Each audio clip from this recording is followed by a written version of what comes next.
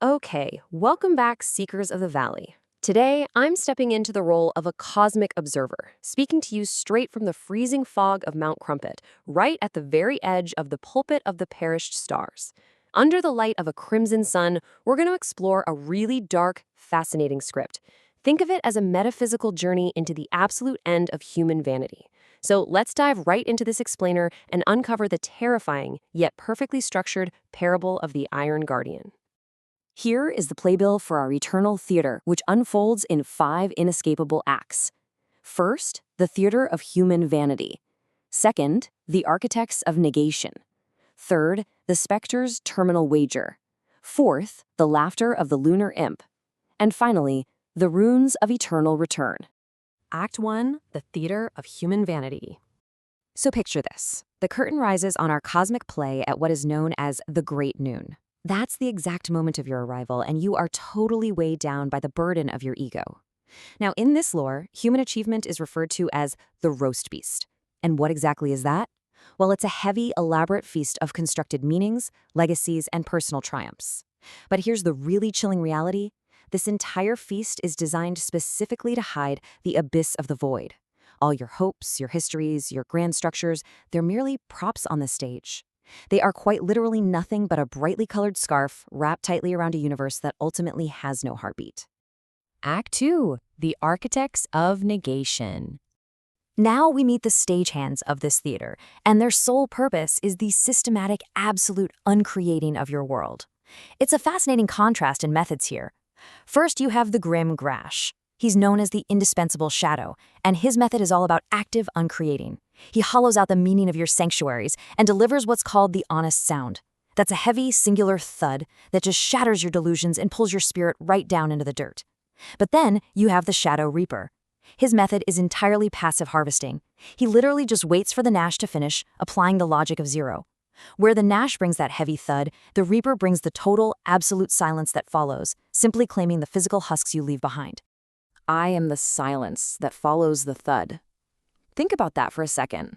While you, the seeker, spent your morning sowing seeds of legacy, the Reaper arrives the moment the light turns red. He's the master of the flesh, ensuring that the ink of your history, which he rather darkly calls the final pool of gore, never fades. He represents the absolute finality of your story. Act 3, the specter's terminal wager. Enter the true instigator of your destruction, the Red Specter. Now you have to understand, this isn't some Faustian bargain. Classic bargains usually offer power, pleasure, or maybe extended life, right?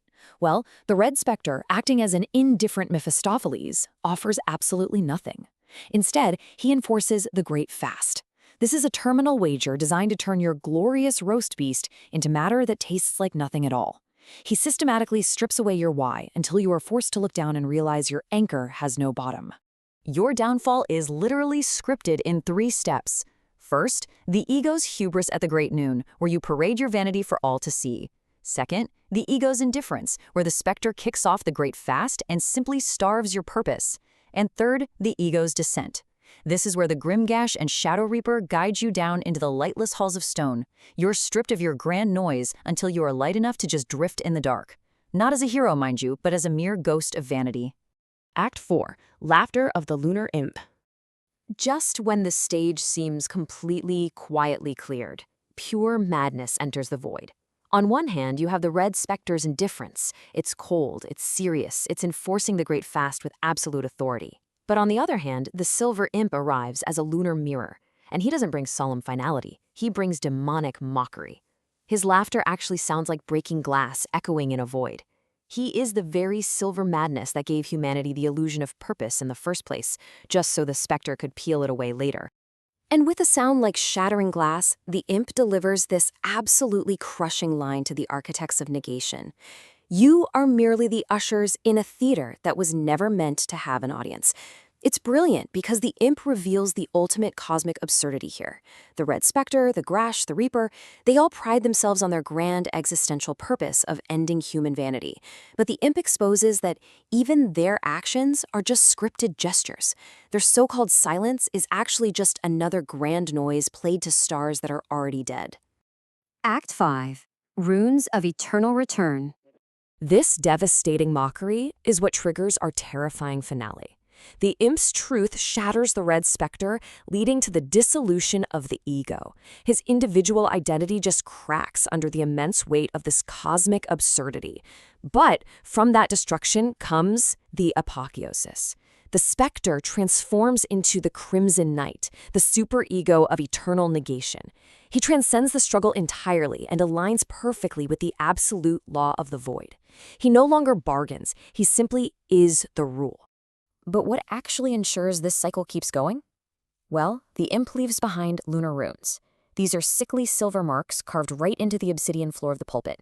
And these runes are the ultimate trick, guys. They signify that this is not a final ending at all. They enforce the eternal return.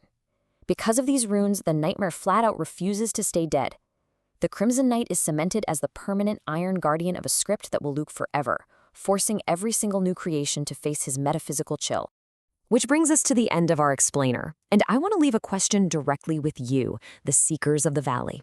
We've just analyzed the active uncreating of the Ganesh, the silent absolute harvesting of the Reaper, and the mocking endless loop of the imp's lunar runes. So, when the crimson sun of your own great noon rises, and the architects come to hollow out your achievements, what meaning will you find when you finally realize your anchor has no bottom? Really think on that as the freezing fog rolls in. Keep learning, keep questioning, and I'll catch you in the next explainer.